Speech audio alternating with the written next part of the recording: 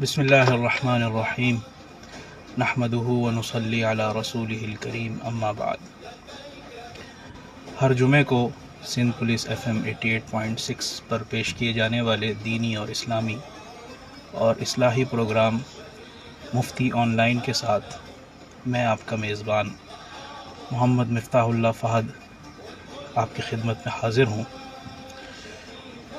ہمارے تمام سننے والے سامعین جہاں جہاں ہمیں سن رہے ہیں، ملک میں، ملک سے باہر، انٹرنیٹ پر، ہوا کے دوش پر، اور جو ناظرین فیس بک لائیو کے ذریعے ہمارے ساتھ جڑے ہوئے ہیں، ان سب کی خدمت میں السلام علیکم ورحمۃ اللہ وبرکاتہ۔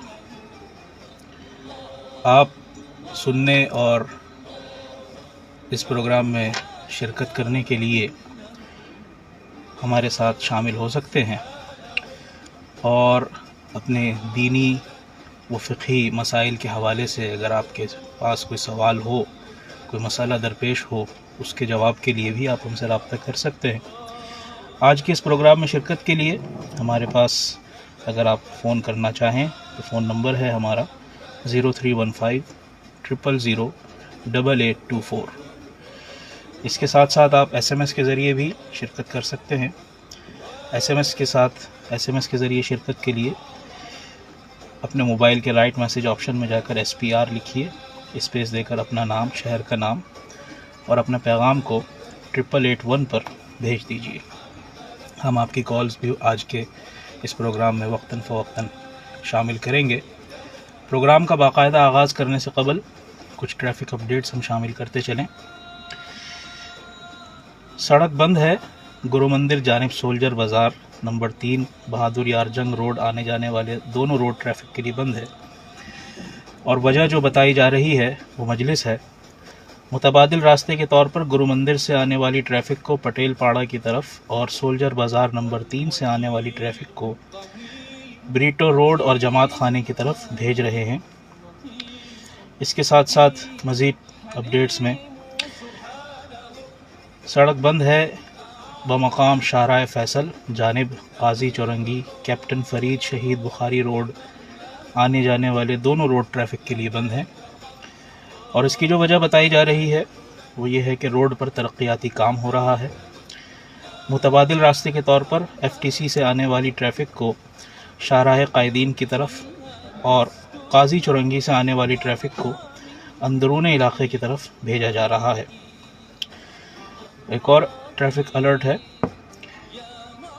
سڑک بند ہے بمقام حسن اسکوائر برج کے نیچے ایکسپو سینٹر جانب نیو ٹاؤن مین یونیورسٹی روڈ ٹریفک کے لیے بند ہے۔ وجہ اس کی جو بتائی جا رہی ہے ترقیاتی کام ہو رہا ہے۔ متبادل راستہ جو فراہم کیا گیا ہے کہ نیپا سے آنے والی ٹریفک کو نیشنل اسٹیڈیم سر شاہ سلیمان روڈ کی طرف بھیج رہے ہیں۔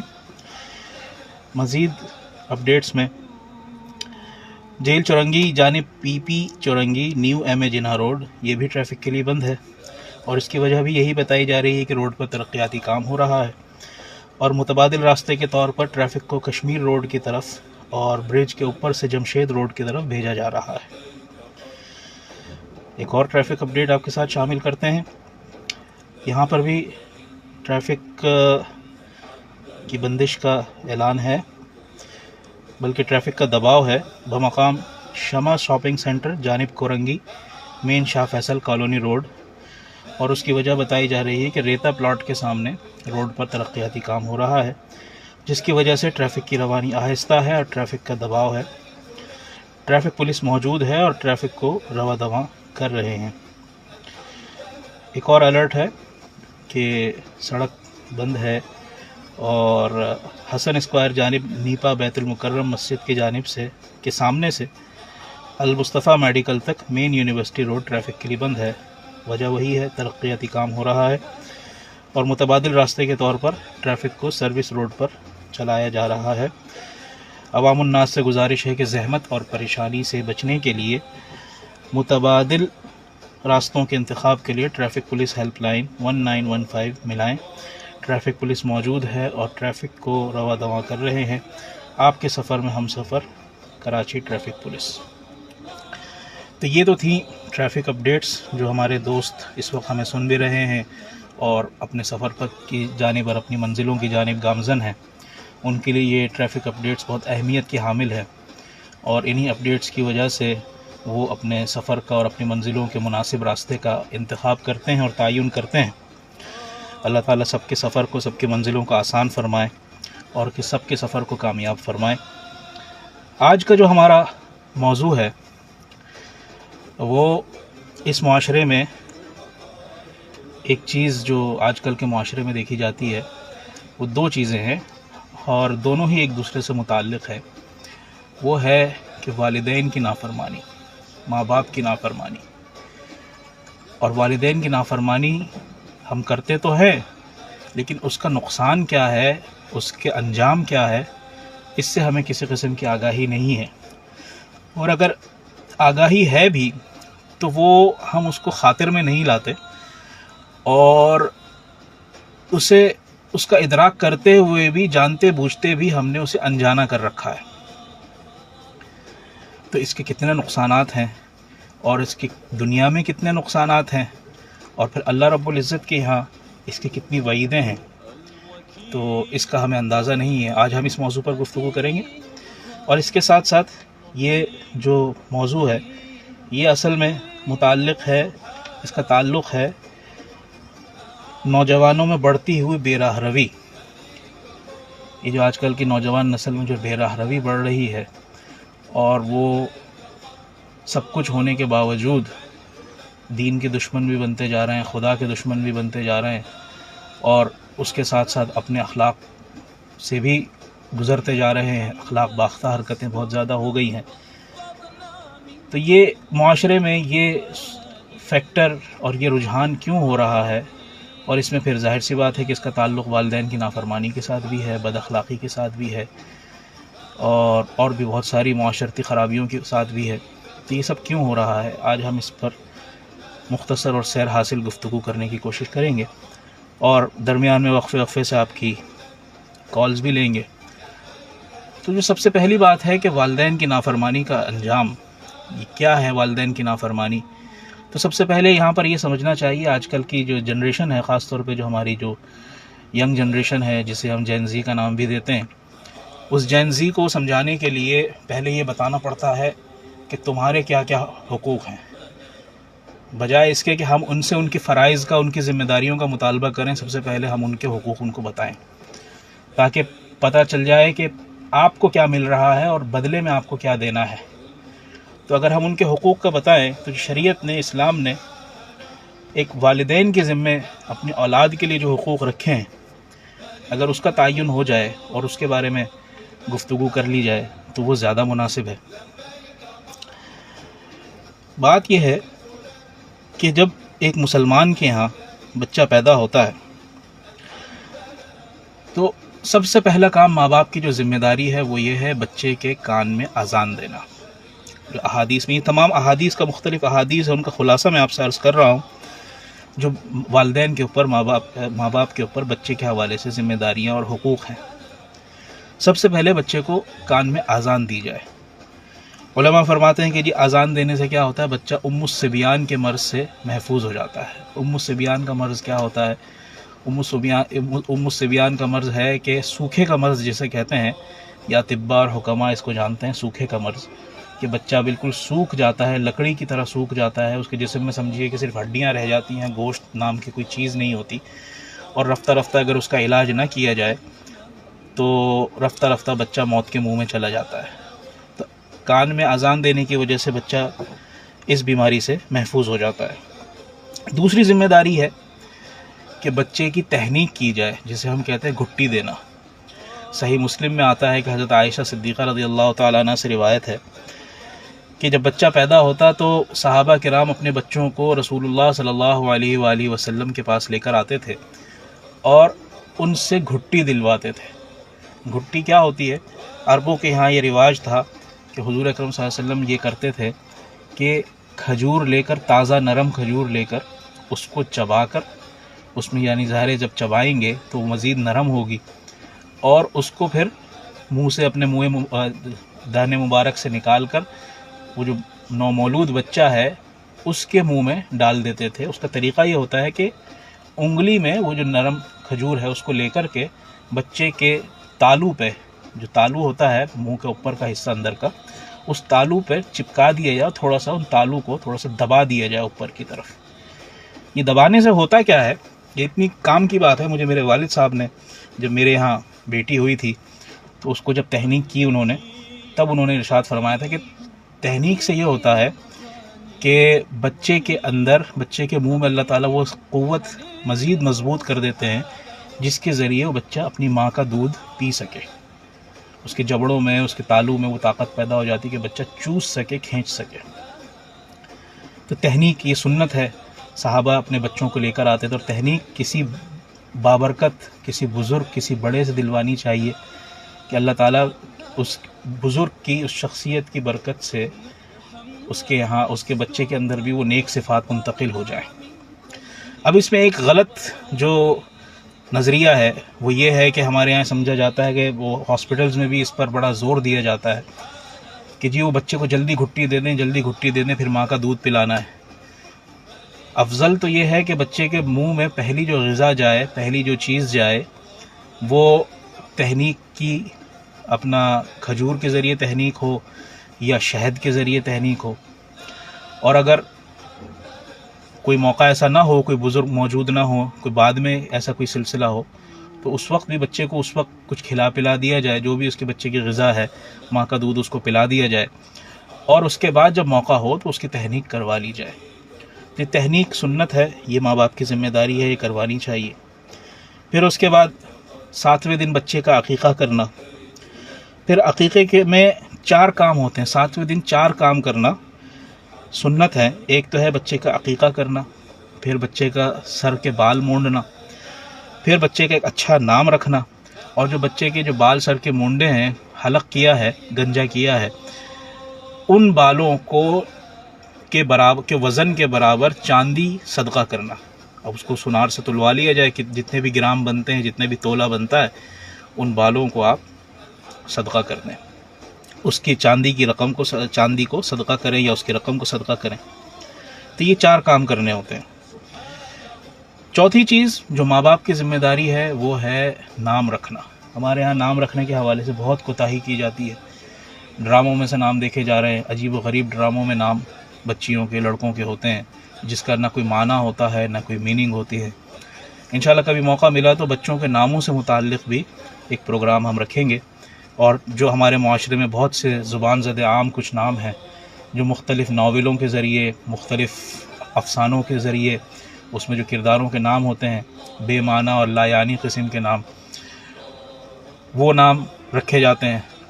حدیث میں آتا ہے کہ ماں باپ کا اپنے اولاد کو سب سے بہترین تحفہ اس کا نام ہے، اس لیے فرمایا فَأَحْسِنُوا أَسْمَاءَكُمْ، تو ان کے اچھے نام رکھا کرو، بامعنی نام رکھا کرو۔ اور ناموں میں سب سے افضل نام انبیاء کے نام ہیں، اللہ تعالیٰ کے صفاتی نام ہیں، پھر صحابہ کے نام ہیں، صحابیات کے نام ہیں، امہات المومنین کے نام ہیں، اہل بیت کے نام ہیں، پھر اس کے بعد تابعین، طب تابعین، اولیاء، مشائخ، بزرگان اسلام، بزرگان دین، اس مسلم فاتحین، ان کے نام یہ رکھنے چاہیے۔ لیکن ہم ان ناموں کو چھوڑ کر یونیک نام رکھنے کے چکر میں کہ بھی انوکھا نام ہو، الگ نام ہو، ہے نا، کسی کی زبان پہ نہ چڑھتا ہو، ہر کوئی پوچھے بھائی یہ نام اس کا مطلب کیا ہے، اس چکر میں الٹے سیدھے نام جس کا کوئی معنی نہیں ہوتا، اور جس نام کا کوئی معنی نہیں ہوتا اس کے بارے میں کہتے ہیں جی جنت کا پھول، جنت کا پتا، جنت کی خوشبو، جنت کا دروازہ، جنت کی فلاں نعمت، جس کا کوئی معنی نہیں ہے اس کو جنت سے منسوب کر دیتے ہیں۔ تو یہ آپ کا ہمارا نام رکھنے کے حوالے سے یہ ہے، جبکہ نام ماں باپ کی ذمہ داری ہے کہ اچھے نام سے اچھے نام رکھے جائیں، کیونکہ قیامت کے دن انہی ناموں سے پکارا جائے گا۔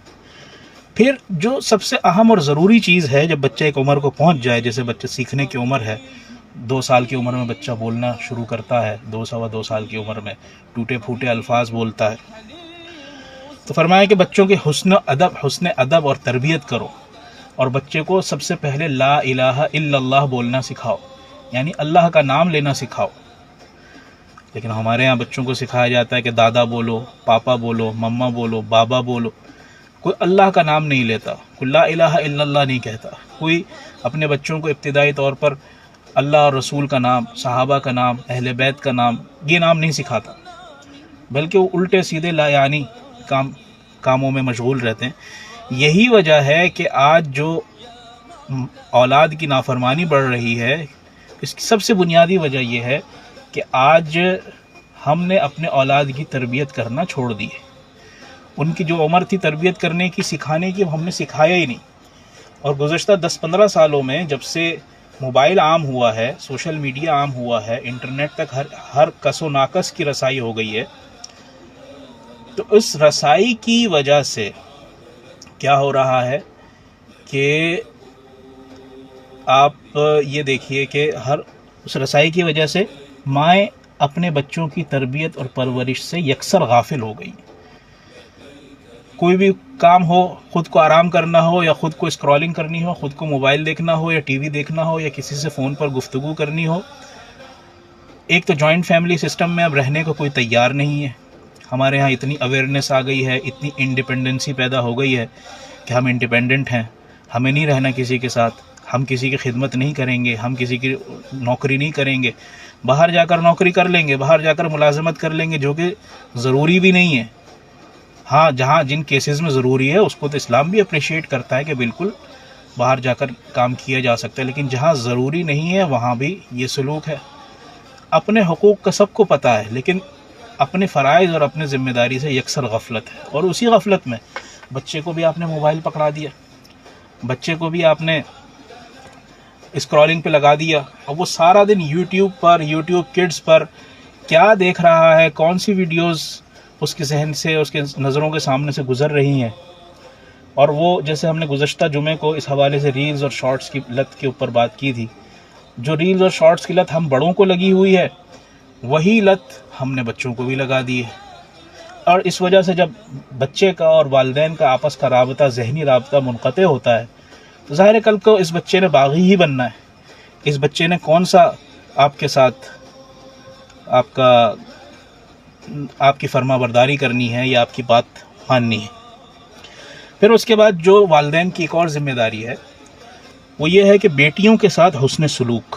ہمارے ہاں معاشرے میں پیدائش سے لے کر آج بھی ہمارے خاص طور پر پڑھے لکھے طبقے میں بھی، اور ایسے پڑھے لکھے کہ پیشے کے اعتبار سے ڈاکٹر ہیں، انجینئر ہیں، وکیل ہیں، جج ہیں، بیوروکریٹ ہیں، یا بہت لینڈ لارڈ ہیں، یا استاد ہیں، معلم ہیں، مدرس ہیں، پروفیسر ہیں، لیکچرر ہیں، لیکن وہ اپنی بیٹیوں کے حوالے سے یکسر غافل ہیں۔ شہروں میں بھی ایسے بہت سے لوگ پائے جاتے ہیں جو بیٹیوں کے حوالے سے بہت زیادہ زیادتی، کوتاہی اور غفلت کا شکار رہتے ہیں۔ لہٰذا اسلام نے بیٹیوں کے ساتھ حسن سلوک کی تاکید کی ہے، اور یہاں تک فرمایا ہے کہ جس شخص کی 2 بیٹیاں یا 2 بہنیں ہیں اور انہوں نے اس شخص نے ان کی تربیت پرورش میں کسی قسم کی کوئی کسر نہیں چھوڑی، تو یہ 2 بیٹیاں یا 2 بہنیں قیامت کے دن اس کی نجات کا ذریعہ ہے۔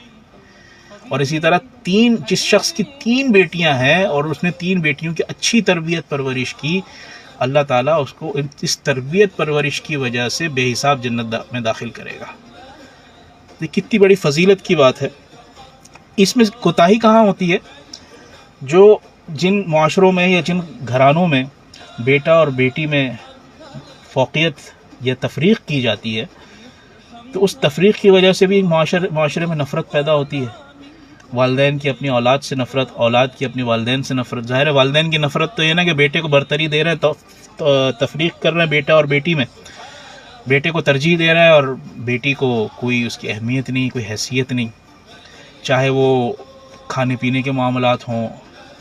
ایک ہی دسترخوان میں بیٹھ کر بیٹیوں کے ساتھ کمتر سلوک کیا جا رہا ہے، بیٹوں کو اچھا دیا جا رہا ہے، لباس کے حوالے سے، عید بقرعید کے حوالے سے، یہاں تک کہ تعلیمی مواقع کے لحاظ سے۔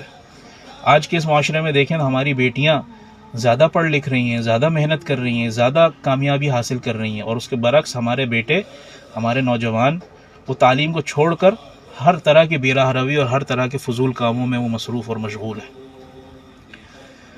اچھا، پھر اس کے بعد کیا ہوتا ہے؟ جب بیٹیاں کچھ مقام حاصل کرنا چاہتی ہیں، اگر نہیں کر پاتی ہیں تو اور ان کی شادی بیاہ وغیرہ ہو جاتی ہے، تو ماں باپ کس طرح بیٹیوں کے ساتھ بدسلوکی کرتے ہیں، وہ اس طرح بدسلوکی کرتے ہیں کہ اگر کوئی شخص یہ چاہے کہ میں زندگی میں اپنی وراثت یا اپنی جو بھی مال جائیداد ہے، وراثت تو ہوتی ہے مرنے کے بعد، زندگی میں اگر اپنی مال جائیداد وغیرہ میں تقسیم کرنا چاہوں اور اپنی اولاد میں تقسیم کرنا چاہوں تو اس میں بھی یہ کرتے ہیں کہ جی شریعت کا حکم یہ ہے کہ بیٹی کا ایک حصہ ہے اور بیٹے کے 2 حصے۔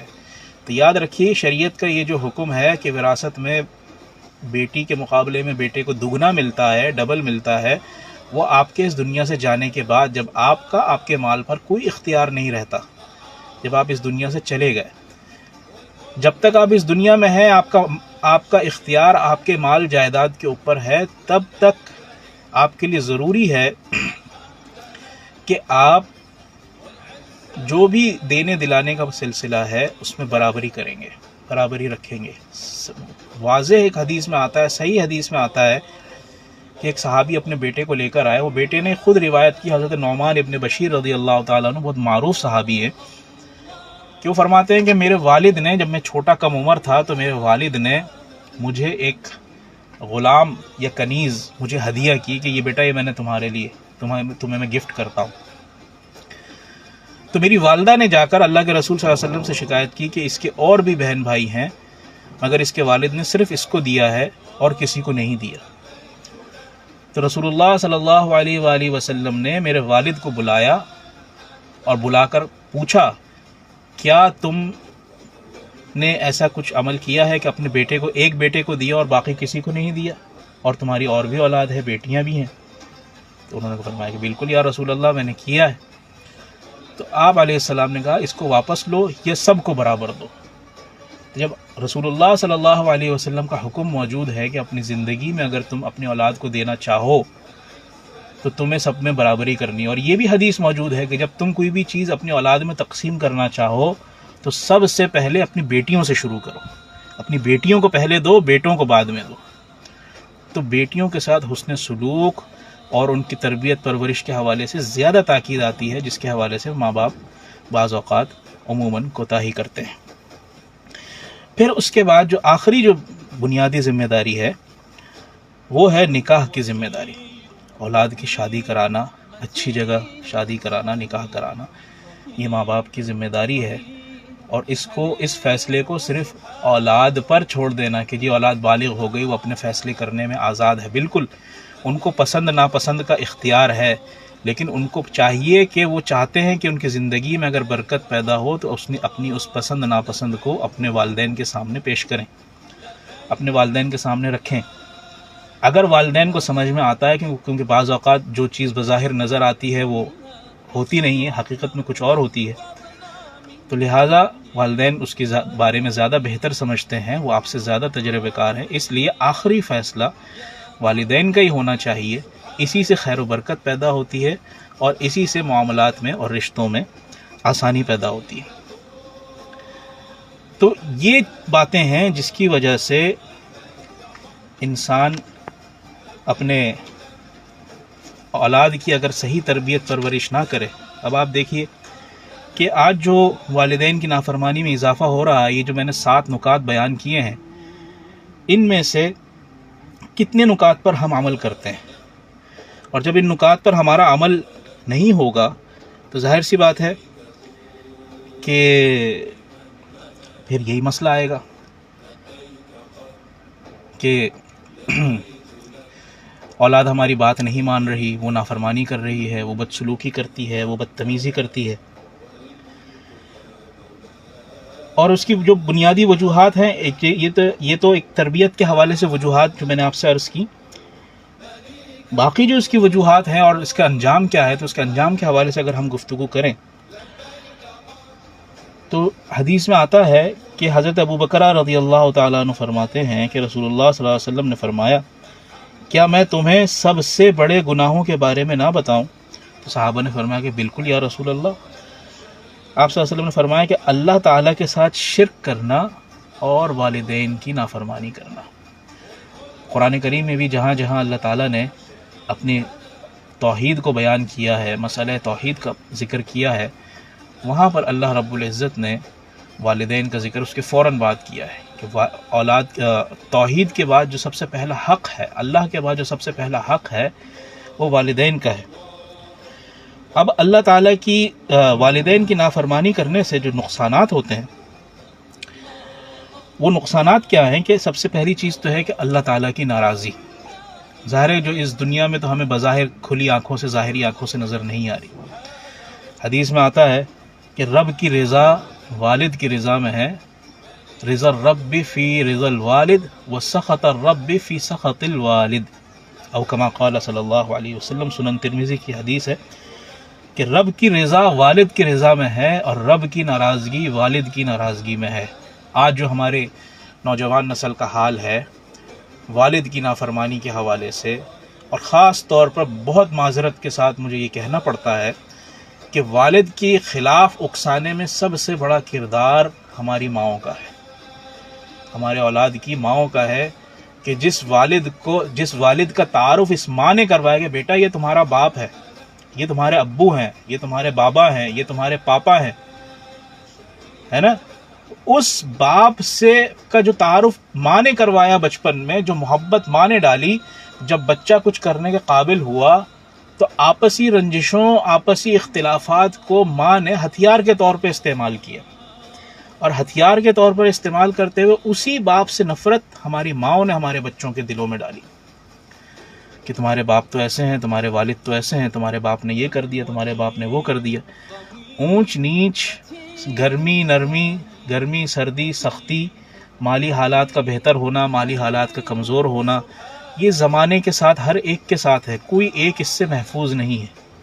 اللہ کے رسول صلی اللہ علیہ وسلم سید الاولین والآخرین، جن کے لیے یہ کائنات آباد کی گئی، کائنات بسائی گئی، یہ دنیا، یہ زمین قائم کی گئی، ان کا جو اگر آپ مالی حالات پڑھ لیں تو ان کے گھر میں تو 2 مہینہ چولہا نہیں جلتا تھا۔ حضرت عائشہ فرماتی کہ ہمارے گھر 2 چاند ایسے گزر جاتے تھے، یعنی 60 دن 65 دن ایسے ہو جاتے تھے کہ ہمارے گھر میں چولہا نہیں جلتا تھا۔ یہ حال تھا ہماری کمزوری کا، ہمارے فقر و فاقہ کا۔ صحابہ نے پوچھا تو آپ کا گزارا کیسے ہوتا تھا؟ فرمایا کہ 2 کالی چیزوں پر، بھی اسودین، ایک کھجور پر اور ایک پانی پر۔ پانی جب مٹکے میں ہوتا ہے تو دور سے کالا ہی نظر آتا ہے، کھجور سے اور پانی سے ہم گزارا کیا کرتے تھے۔ کہیں سے کوئی ہدیے میں کھجور آ جاتی تو ہم کھجور کھا لیا کرتے تھے، چھوارے چوس لیا کرتے تھے اور پانی پی لیا کرتے تھے، اس سے ہمارا گزارا ہوتا تھا۔ آج کے زمانے میں تو ہم پھر بھی ماشاءاللہ بہت اچھے حال میں رہتے۔ حضور اکرم صلی اللہ علیہ وسلم کو تو ایک وقت کھانا اگر مل جاتا تھا دوسرے وقت کا پتہ نہیں ہوتا تھا۔ آج تو ہمارے یہاں غریب سے غریب شخص بھی وہ صبح کا ناشتہ وہ لازمی کرتا ہے، چاہے وہ ایک پاپے سے آدھی کپ چائے ہی کیوں نہ پیے، لیکن ناشتہ لازمی کرتا ہے۔ عربوں کے یہاں، یا آپ اسلام کی تاریخ میں آپ دیکھ لیجئے، ناشتہ نام کی تو کوئی چیز ہی نہیں ہے۔ آج بھی عرب کی لغت میں ناشتہ نام کا کوئی شمار ہی نہیں ہے، بلکہ ناشتے کے لیے کوئی لفظ ہی نہیں ہے۔ جو انہوں نے ناشتے کے لیے آج کل جو لفظ استعمال ہوتا ہے وہ بھی انہوں نے فطور سے، افطار سے، اس سے انہوں نے جسے کہتے ہیں ادھار لیا ہوا ہے۔ زبردستی انہوں نے بریک فاسٹ کا ترجمہ فطور کیا ہوا ہے، جبکہ فطور کا معنی ناشتہ نہیں ہے۔ ان کیا کہتے ہیں غدا اور عشاء، یہ 2 کھانے ہیں، دوپہر کا کھانا اور رات کا کھانا۔ تو سوچئے خدا نہ خواستہ اگر اس زمانے میں اس طرح صحابیات میں یا امہات المومنین میں ان حالات کے باوجود، جیسے آج کی خواتین کرتی ہیں، اگر وہ صبر شکر کرنے کے بجائے اپنی اولاد کو اپنے باپ کے خلاف اکساتی تو کیا وہ مثالی معاشرہ قائم ہو سکتا تھا؟ لیکن آج ذرا سی تنگی اور سختی آتی ہے، بجائے یہ کہ صبر اور قناعت سکھائی جائے، ماں باپ بچوں کو شکوے شکایت کرنا سکھاتے ہیں، مورد الزام ٹھہرانا سکھاتے ہیں، اور اس کے ساتھ ساتھ باپ کی نافرمانی، تمہارے باپ کو پتہ کیا ہے، میں تمہارے باپ کو جانتی ہوں، اس قسم کی جب گفتگو اور کلمات کہ ان کے پاس تھا کیا، یہ سب میری وجہ سے آیا ہے، اور ایسی بہت سی باتیں ہیں، تو ظاہر ہے بچے کا ذہن اور دماغ کیا بنے گا؟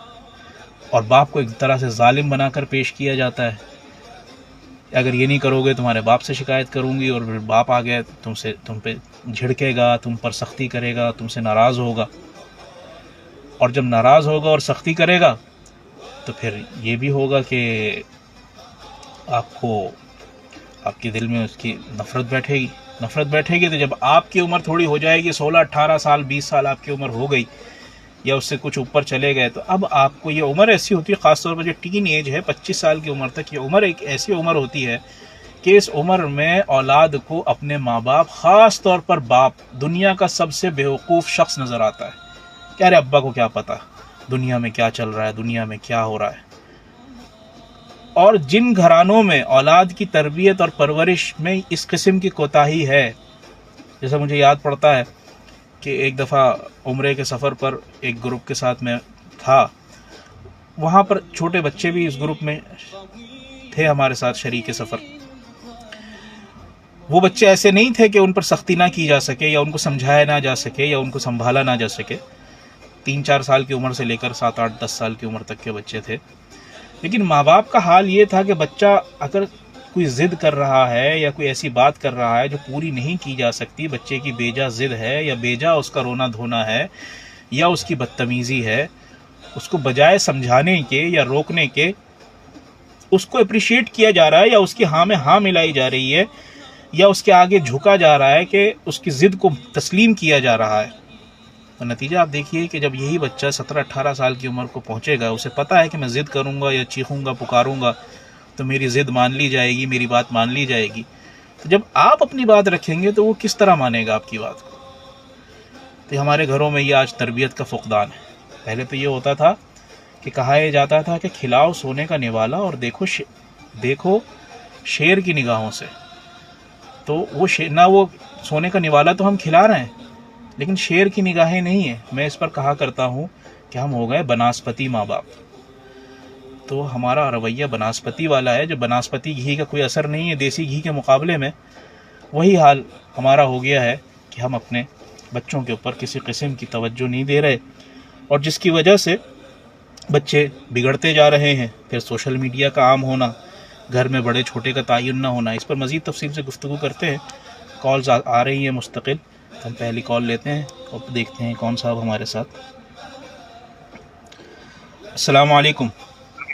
وعلیکم السلام ورحمۃ اللہ وبرکاتہ۔ مولوی صاحب کیسے خوش ہیں؟ الحمدللہ، آپ خیریت سے ہیں؟ اللہ آپ کو خوش رکھے۔ کون صاحب بات میں کر رہے ایک ہیں؟ سوال، میں حاجی مراد کوسا بات کر رہا ہوں دیہاری سے۔ جناب جی میں ایک سوال پوچھنا چاہتا ہوں مولوی صاحب آپ سے۔ جی جی حضرت موسیٰ علیہ السلام اور حضرت ابراہیم علیہ السلام، اس کا والدہ کا نام بتائیں، کیا نام کیا تھا؟ ٹھیک ہے، حضرت موسیٰ، حضرت ابراہیم، ٹھیک ہے، آپ کو بتاتے ہیں۔ اور کوئی سوال؟ دونوں کو والدہ کا نام بتاؤ، والدہ کا نام کیا تھا؟ جی آپ کا بہت مہربانی، شکریہ۔ جی، السلام علیکم ورحمۃ اللہ وبرکاتہ۔ وعلیکم السلام ورحمۃ اللہ۔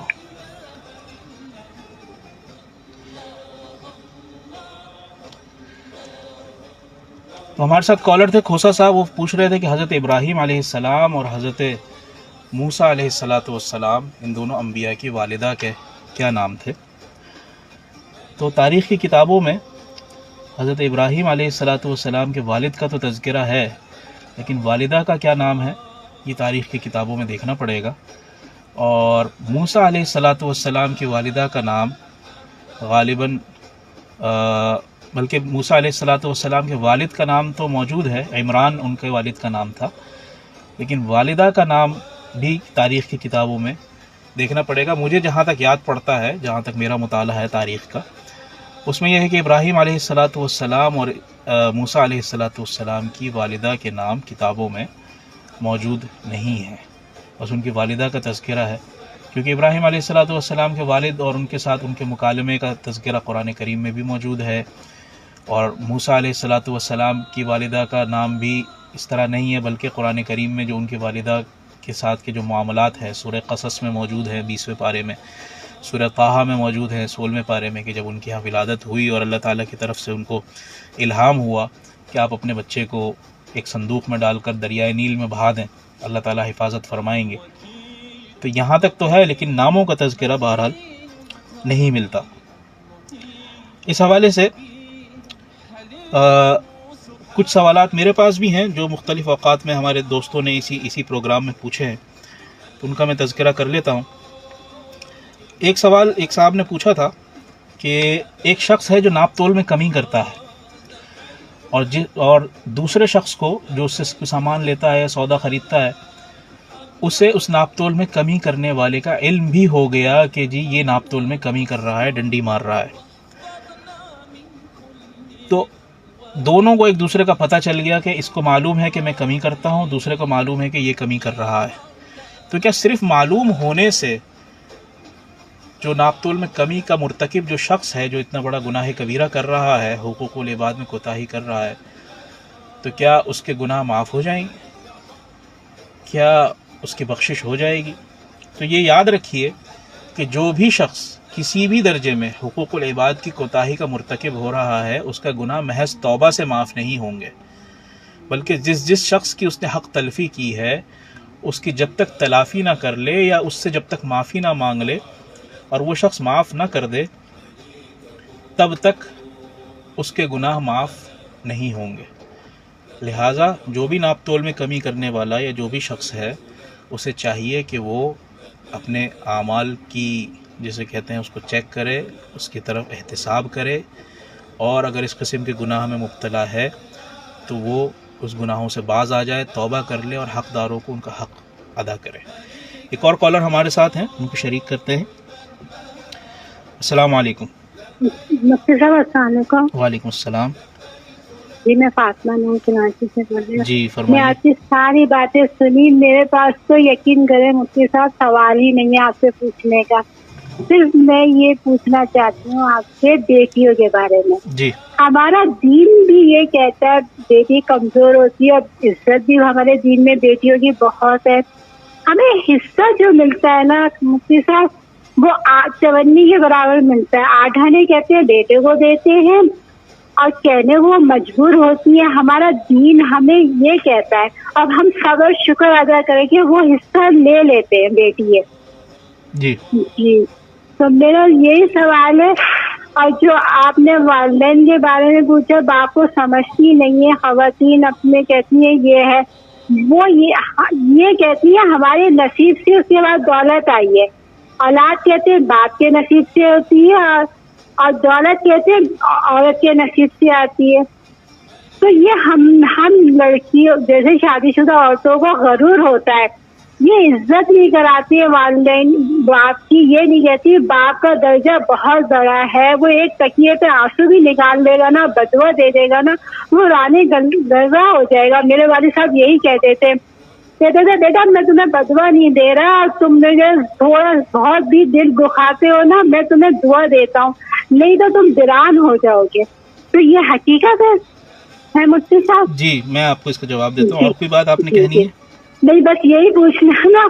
جب نظام بھائی آئے جب بھی کال نہیں لگے تھے، ابھی بہت دیر سے آپ کا پروگرام سن رہی تھی، مجھے شوق آتا ہے مفتی صاحب آپ سے بات کرنے کا، باتیں پوچھنے کا دین کی.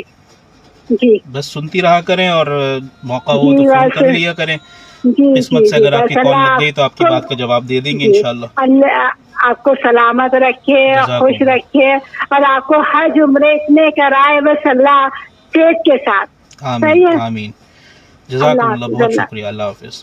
اللہ جناب، تو انہوں نے اس حوالے سے پوچھا کہ ایک بات تو میں اس میں واضح کر دوں کہ جو میں نے بات کی ہے کہ باپ کے حوالے سے دلوں میں نفرتیں، دلوں میں باتیں آ جاتی ہیں، تو وہ صرف بیٹیوں کے لیے نہیں ہے، وہ بیٹوں کے لیے بھی ہے.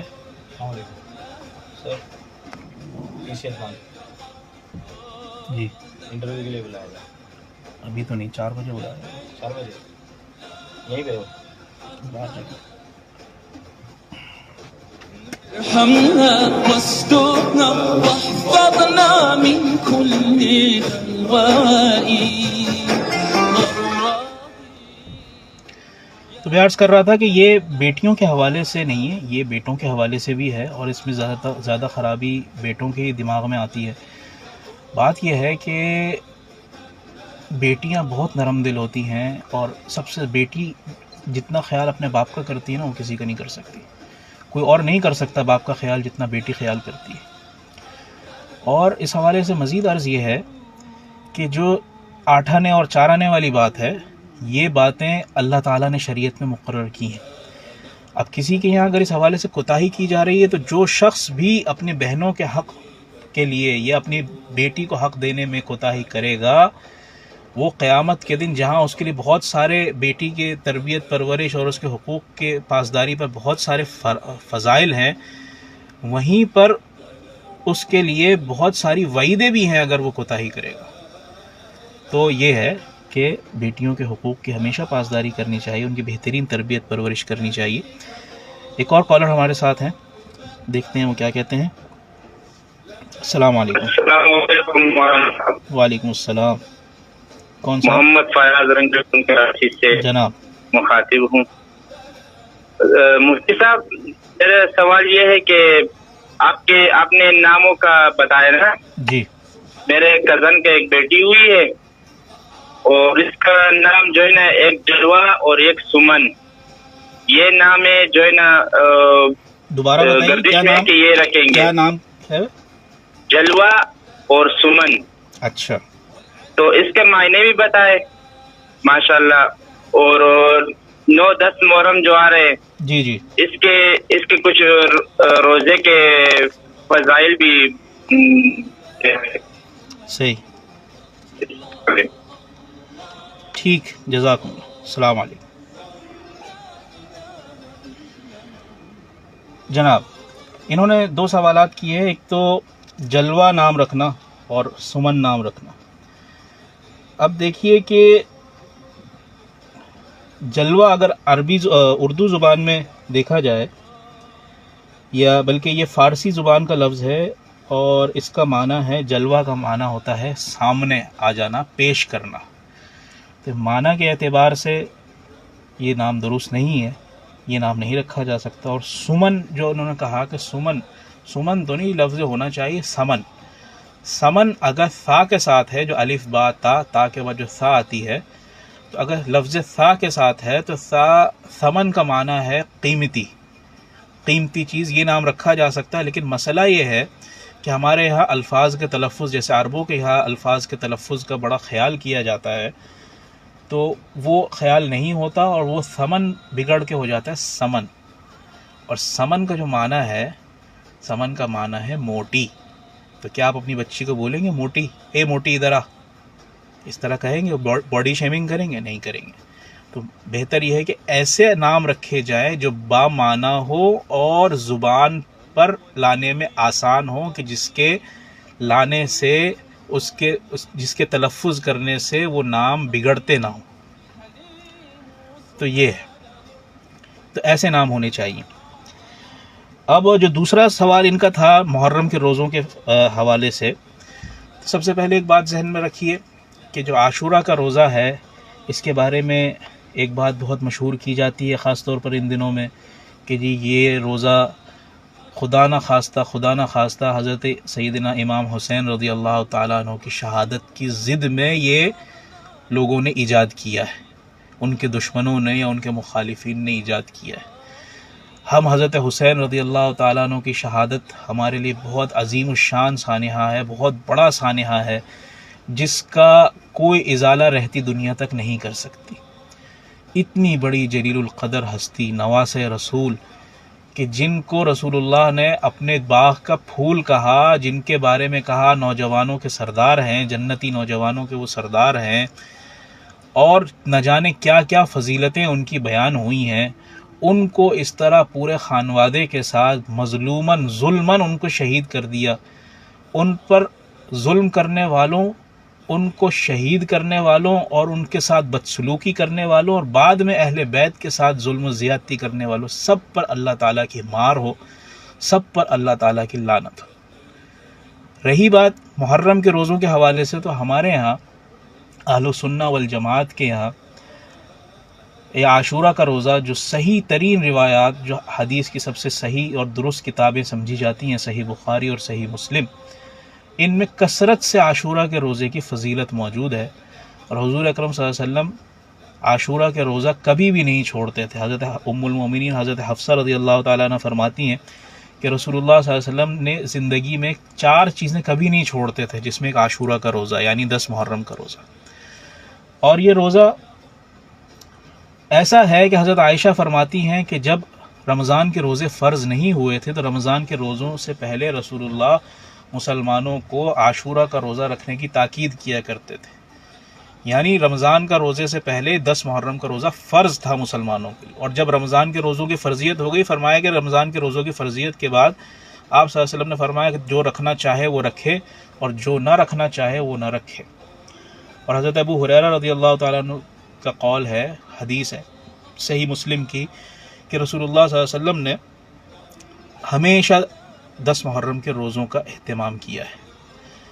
اور ایک موقع پر آپ نے مدینہ کے لوگوں کو دیکھا کہ وہ 10 محرم کا روزہ رکھتے ہیں اور اس دن جشن مناتے ہیں، خوشیاں مناتے ہیں. تو صحابہ سے پوچھا کہ یہ کیا موقع ہے؟ تو کہنے لگے کہ اس دن موسیٰ علیہ السلام کو فرعون سے نجات ملی تھی. موسیٰ علیہ السلام اور قوم بنی اسرائیل کو فرعون سے نجات ملی تھی، تو یہ اس دن کی خوشیاں مناتے ہیں. تو آج بھی یہودیوں کے یہاں 10 محرم کے دن کو باقاعدہ اہتمام اور جشن کے ساتھ منایا جاتا ہے. تو رسول اللہ صلی اللہ علیہ وسلم نے فرمایا کہ جی یہ تو موسیٰ تو میرے بھائی ہیں اور ان سے زیادہ تو میرا حق ہے موسیٰ پر، لہٰذا ہم بھی 10 محرم کو روزہ رکھیں گے. تو ایک صحابی نے کہا کہ یا رسول اللہ پھر ان کے ساتھ مشابہت نہیں ہو جائے گی؟ تو فرمایا کہ اگر اللہ تعالیٰ نے مجھے زندگی دی تو اگلے سال میں 10 کے ساتھ 9 کا روزہ بھی رکھوں گا. اور ایک روایت یہ ملتی ہے حضرت عبداللہ ابن عباس کی کہ 10 محرم کے ساتھ یا تو 9 محرم کا روزہ ملا لیا جائے، جس کے رسول صلی اللہ علیہ وسلم نے امید ظاہر کی تھی. اس کے بعد رسول اللہ صلی اللہ علیہ وسلم ظاہری حیات میں اس دنیا میں موجود نہیں رہے، یا پھر اگر کوئی 9 کا نہ رکھ سکے تو 10 کے ساتھ 11 کا روزہ ملا لے تاکہ یہودیوں کے ساتھ مشابہت نہ ہو.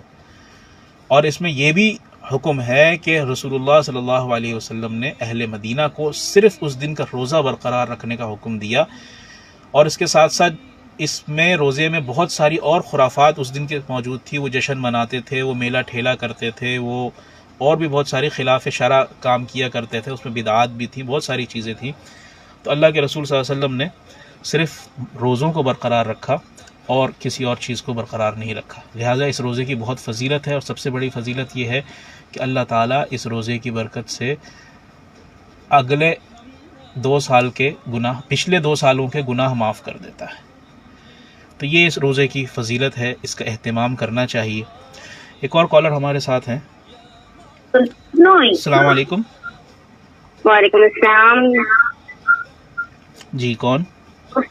میں کنزا بات کر رہی ہوں. مفتی صاحب آپ سے ایک سوال پوچھنا تھا. جی فرمائیے. نادیہ نام کا مطلب کیا ہے؟ جیسے ہم نے سنا ہے کہتے ہیں کہ اس نام کے سچا وقت دینا پڑتا ہے یا کچھ اور مسئلہ ہوتا ہے. دوبارہ کہیے، آپ کی بات سمجھ میں نہیں آئی. میں کہتی ہوں کہ نادیہ جو نادیہ، جی نادیہ نام کا مطلب پوچھنا تھا، کیونکہ ہم کے نادیہ نام کا جو مطلب ہے نا تو وہ ٹھیک نہیں ہے، اس کے صدقہ خیرات وغیرہ دینی پڑتی ہے. دیکھیں نادیہ جو لفظ ہے یہ قرآن کریم میں بھی آیا ہے، اور نادیہ کا معنی ہے پکارنے والی، صدا دینے والی، آواز دینے والی. جی جی. تو یہ ٹھیک ہے، اس کا معنی کے اعتبار سے ٹھیک ہے. کوئی صدقہ خیرات یہ خواہ مخواہ لوگوں نے مشہور کیا ہوا ہے کہ اس نام کے ساتھ یہ ہے اور اس نام کے ساتھ وہ چیز ہے. تو بس یہ ہے کہ یہ رکھ سکتے نام رکھنے میں کوئی حرج نہیں ہے، معنی کے اعتبار سے ٹھیک ہے یہ نام. جی ٹھیک ہے. کہتے ہیں کہ یہ نام جس کا ہو وہ بندے پر بھاری ہوتا ہے، وزنی ہوتا ہے، وہ بندہ اکثر بیمار رہتا ہے. تو اس طرح کے کوئی مسائل ہوتے ہیں؟ بس یہ کہتے ہیں نا، بس کہنے کا کیا ہے، جتنے منہ اتنی باتیں. جی یہ تو ہے. جی ایسا کچھ بھی نہیں. جی ٹھیک ہے. ویسے میں نے خود بھی ان کو بتایا تھا، میں نے خود بھی درس نظامی کیا ہوا ہے، میں نے خود بھی اپنی بہن کو بتایا تھا، لیکن وہ کہہ رہی تھی کہ پھر بھی اگر آپ کسی مفتی سے پوچھیں تو زیادہ بہتر ہوگا. ٹھیک ہے، اب آپ کو تسلی ہو گئی ہوگی. جی جی جی ٹھیک ہے، جزاک اللہ خیر. تو یہ ہمارے ساتھ ایک کالر تھی، انہوں نے اپنا مسئلہ پوچھا. تو ہمارے پروگرام کا وقت اختتام کو پہنچ رہا ہے. گزارش عرض یہی ہے آخر میں کہ آج جو والدین کی نافرمانی میں اضافہ ہو رہا ہے یہ ہماری دنیا اور آخرت کی تباہی و بربادی کا سبب ہے. آخر میں صرف ایک حدیث سنا کر آپ سے اجازت چاہوں گا کہ حدیث میں آتا ہے کہ یہ والدین تمہاری جنت بھی ہیں اور تمہاری جہنم بھی ہیں. اگر والدین کی خدمت کرو گے تو جنت ملے گی، والدین کے ساتھ اگر بدسلوکی کرو گے تو جہنم ملے گی. اور والدین کے ساتھ بدسلوکی یہ بھی ہے کہ جب والدین ایک عمر کو پہنچ جاتے ہیں اور آپ بھی ظاہر ہے کہ اپنے کام کاج میں مصروف ہو جاتے ہیں، تو والدین کے ساتھ حسن سلوک صرف یہ نہیں ہے کہ آپ ان کے ساتھ صرف ان کی ضروریات کو پورا کر دیں، بلکہ ان کی ضروریات کو پورا کرنے کے ساتھ ساتھ ان کے ساتھ حسن اخلاق سے بھی پیش آئیں، ان کو وقت بھی دیں، ان کے ساتھ ٹائم بھی دیں. اور اگر آپ ایسا نہیں کریں گے تو ظاہر سی بات ہے کہ پھر وہ بدسلوکی اور بد اخلاقی میں شمار ہوگا. تو صرف یہ آپ کی خدمت کرنا یا ان کی ضروریات پوری کر دینا یہ کافی نہیں ہوگا. اللہ تعالی ہمیں اپنے والدین کی خدمت کرنے کی توفیق عطا فرمائے، اور جن کے والدین اس دنیا سے رخصت ہو گئے ان کے لیے صدقہ خیرات اور دعائے مغفرت کرنے کی توفیق عطا فرمائے. آج کے پروگرام مفتی آن لائن سے مجھے اجازت دیجیے. اللہ تعالی ہم سب کا حامی و ناصر ہو. السلام علیکم ورحمۃ اللہ وبرکاتہ.